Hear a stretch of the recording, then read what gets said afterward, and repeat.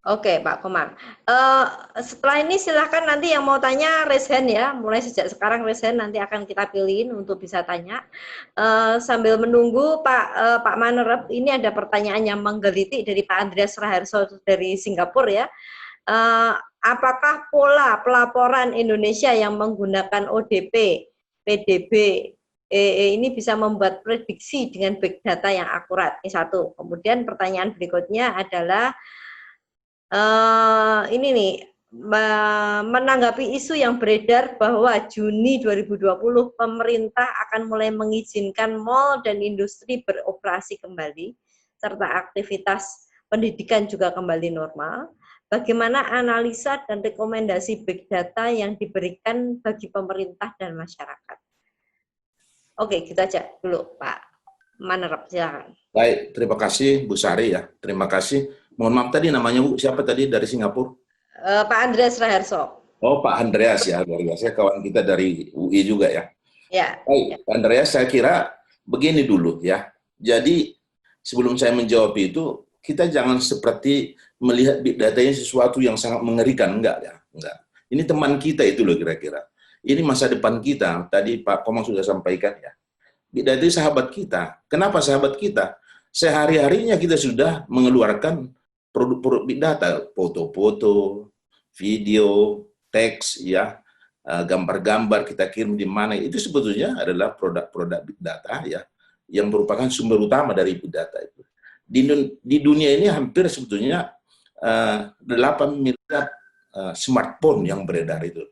Sedangkan penduduk dunia ini sebetulnya hanya sekitar nggak sampai 8 miliar ya. Jadi sebetulnya ada yang 2 HP satu orang itu kira-kira ya. 2 HP untuk satu orang, karena anak-anak kan jarang punya punya. Nah, jadi big data sendiri merupakan bagian dari hidup kita sudah.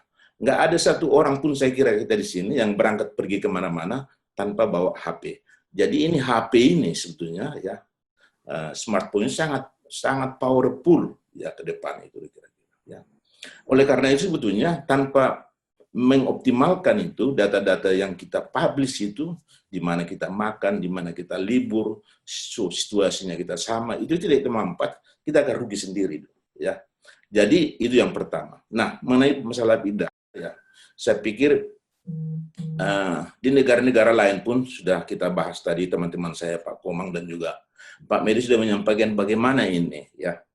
Barangkali di Indonesia ini yang perlu kita sepakati, tentunya ya menurut saya ya, tidak mungkin sekaligus ini, harus bertahap ini kita lakukan aplikasi big data ini, mulailah kita dari kota-kota besar itu kira-kira ya. Secara bertahan nanti akan bisa di roll up ini ke tempat yang lain itu kira-kira. Tapi dimulai dulu itu loh ya. Dimulai dulu sistem pelaporan yang dari kota Jakarta misalnya, Medan, Surabaya itu dulu dilakukan dengan bagus. Saya yakin ya, aplikasi yang dibuat oleh Pak Komang tadi itu kalau benar itu digunakan dan memang masyarakat diperlukan bersama-sama untuk melakukan secara terbuka ya. Jangan sampai ada kecurigaan. Kecurigaan ini yang membuat kita susah. Privasi saya terganggu katanya. Dengan adanya big data, tidak ada lagi yang tertutup di dunia ini. Apa mau kita apakan lagi? Sembunyikan. Tidak ada lagi. Semua sudah terbuka ya. Di mana kita hari-harinya di restoran, liburan di mana, penyakit apa yang kita punya, itu sudah terbuka semua ya. Karena itu menurut saya yang perlu disosialisasikan ya. Karena kita sudah sampaikan tadi, sudah punya teman kita big data tadi itu punya kita HP ya, ya kita manfaatkan. Saya yakin kalau ini semua betul-betul jangan ada kecurigaan dulu ya. Di dalam kesimpulan saya tadi sudah sampaikan, dengan gotong royong masyarakat bersama-sama dengan pemerintah, dengan semua lembaga-lembaga ya, menggunakan big data ini, pasti akan bisa kita selesaikan dengan bagus. Dan sebetulnya kita juga bisa meng-hire beberapa termasuk Google atau kalau kita belum mampu saat ini, Google, Facebook di Amerika sudah dilakukan itu. Bekerja sama pemerintahnya dengan Facebook, dengan Google memprediksi. Karena Google itu kan dia tahu semua keadaan kita ya. Facebook juga hampir tahu ya. Jadi mereka ini bisa sebetulnya membuat sebuah prediksi kemana ini pandemik ini akan bergerak dia. Bisa ya dilakukan dengan kerjasama dengan mereka-mereka itu. Jadi menurut saya kita sederhanakan dulu ya masalahnya itu. Jangan sampai kita menganggap bahwa big data ini sesuatu yang sangat menakutkan. Enggak. Ini sesuatu yang perlu kita sampaikan ya. Ini peluang itu. Tadi Pak Komang sudah menyampaikan. Sama seperti revolusi industri keempat. Jadi peluang ke depan bisnis kita bagaimana. Ya. Bisa akan lebih baik. Kita anggap ini menurut saya ya. Ini dengan pandemik ini kita mulai Indonesia dengan big data dengan serius ya. Nanti ke bisnis yang lain akan mengalir ini ya. Karena apa? Big data ini bukan hanya bekerja untuk pandemik ya, banyak di bisnis, di asuransi, perbankan dan lain sebagainya itu penggunanya sangat besar. Jadi kita anggap kalau saya melihatnya ini ya, karena di Indonesia ini kecurigaannya tinggi masalah privasi ini ya. Kita nggak usahlah privasi saya kira, udah Facebook aja, Google aja tahu mereka tentang kita. Ada satu pameo yang ditulis oleh Mars ya, bahwa katanya big data itu tahu benar tentang kita, itu kira-kira. Kalau Google udah tahu, itu big data itu lebih tinggi daripada Google lagi. Tahu Bu Sari makan di mana ya, hotel di mana menginap, rumahnya di mana itu kira-kira. Jadi saya pikir itu ya. Satu lagi Bu, saya lupa tadi ininya pertanyaan. Ya, pertanyaan ini yang sangat menggelitik Pak. Kan pemerintah akan membuka Juni ya. Nah, beberapa mall pendidikan mulai akan dibuka ya. Bagaimana analisa dan rekomendasi big data yang diberikan bagi pemerintah dan masyarakat? Harusnya seperti apa ini? Juni mau dibuka loh Pak. Jadi ini herd immunity nih keluar nih. Ini agak sulit menjawabnya itu ya. Karena sebetulnya ini bukan masalah big data lagi itu, enggak. Ini masalah kepatuhan ini. Patuh enggak melaksanakan yang tadi itu, distancing, kemudian pakai masker, cuci tangan. Sebetulnya itu aja kan sebetulnya. Tidak ada yang lain-lain kan sebetulnya ya. Kita disuruh 3 hal itu, cuma jangan dipoles ini informasi ini menjadi informasi yang lain lagi itu loh kira-kira. Tapi kalau menurut saya ya, yang 3 pola ini kita ikuti, saya yakin kita akan selamat. Ya. Pemerintah menyuruh 3 hal itu, distancing, ya, social distancing, physical distancing, kemudian juga kita bisa pakai masker, kemudian cuci tangan, sudah selesai Bu, saya pikir. Jadi menurut saya ya kita jaga bersama lah ini ya, karena memang masalah ini kan banyak di sisi ekonomi kan banyak hal yang kita lihat memang harus balance ini sebetulnya. Kami kira itu jawaban kami, Bu Sari. Oke. Ini ada beberapa yang raise hand. Silahkan dibuka. Halo, selamat sore. Salam sehat buat semuanya. Salam sehat. Kenalkan saya Yedin dari Batam. Saya kebetulan muridnya Bu Lili Sugiharto. Oke. Baik, pertanggal 24 2020 itu surat edaran tentang pelaksanaan operasional pabrik dalam masa emergency COVID-19 itu dikeluarkan dan di perusahaan di mana saya tempat bekerja saya aplikasikan. Jadi berbicara soal ekonomi dengan COVID-19 ini sangat erat sekali hubungannya dan sampai per hari ini juga perusahaan saya selalu operasi, tapi menerapkan protokol daripada COVID-19 prevention. Yang saya mau tanyakan, sebenarnya saya tadi catat di situ, bagaimana big data ini bisa mempengaruhi pencegahan daripada penyebaran COVID-19? Sementara orang Indonesia itu kan dia memiliki culture, social, very high social culture, yang mana orang-orangnya itu suka dekat-dekatan gitu. Dan itu saya alami secara practical speaking, saya alami di tempat kerja yang paling susah kita lakukan. Nah, itu kita berbicara mulai dari yang very basic, itu mulai dari physical distancing ini. Bahkan kendala di lapangan mereka kadang-kadang bagi orang-orang yang tidak pengajian bagus, mereka justru tersinggung. Jadi, bagaimana sekali lagi, bagaimana big data, how is big data can intervene this obstruction. Ini bisa sebuah obstruksi sebenarnya.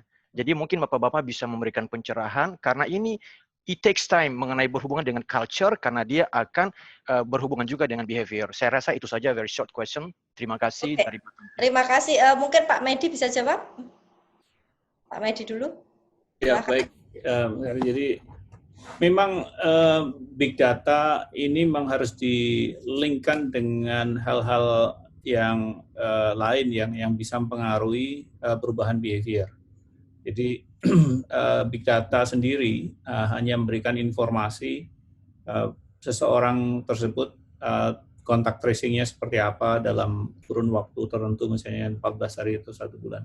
Dan bisa memberikan suggestions daerah mana yang dianggap rawan dan seterusnya. Akan tetapi untuk bisa menjadi suatu perubahan behavior, maka dia harus di-linkkan dengan misalnya ke perusahaan, misalnya policy di perusahaan atau di dalam pemerintahan.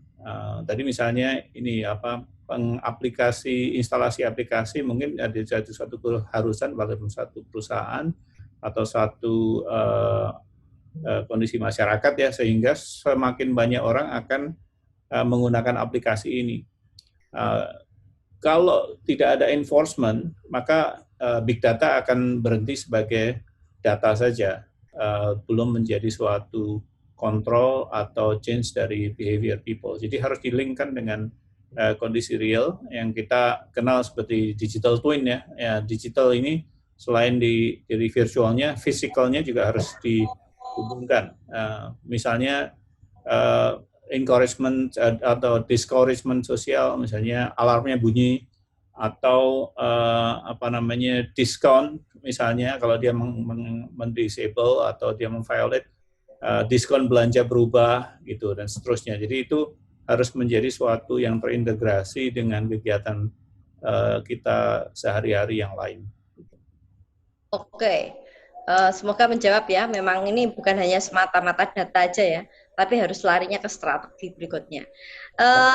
Raise lagi yang mungkin raise hand, Pak William tadi. Ya, selamat siang, saya Jerry Victor. Ya, salam sejahtera buat kita semua. Salam sejahtera. Ini sudah saya tanya juga di dalam chattingnya sebagian, tapi karena belum ditanggapi, coba itu sebagian saya tanya juga.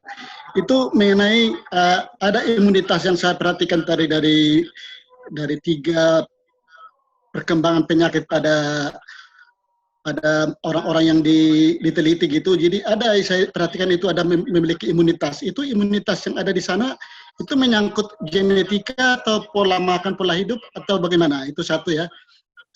Baru yang kedua, mengenai satu, untuk menjamin keamanan kita dari perkembangan virus ini, apakah sudah ada misalnya penggunaan masker yang bagaimana yang harus kita gunakan, sehingga seperti saya perhatikan gitu, ada beberapa kemarin di Rusia gitu, mereka masker besar-besar di kepala, sehingga rasanya dengan masker itu semua muka wajah mereka tertutup gitu. Tapi saya kira terlampau kurang efisien gitu untuk mereka pakai. Tapi untuk kita Indonesia sendiri yang masih berkembang saat ini untuk pemakaian masker yang aman, kira-kira yang masker yang bagaimana gitu kira-kira. Baru yang ketiga ini mengenai tes COVID ini sekarang. Karena perhatikan pernah perkembangannya bahwa tes COVID itu bisa dilakukan rapid test dalam 20 detik tanpa menggunakan tes darah gitu. Tanpa menggunakan analisa tes darah. Jadi dengan 20 detik begitu saya kira sangat begitu efisien untuk bisa digunakan misalnya di bandara yang mau berpergian, sehingga kita lebih juga mencegah perkembangan COVID ini satu sama lain, kira begitu. Terima kasih. Oke, pertanyaan ini untuk Pak Medi aja ya, yang sangat memahami tentang itu. Yang big data yang saya harapkan nanti bisa dijawab oleh yang lainnya. Silakan Pak Medi dijawab dulu.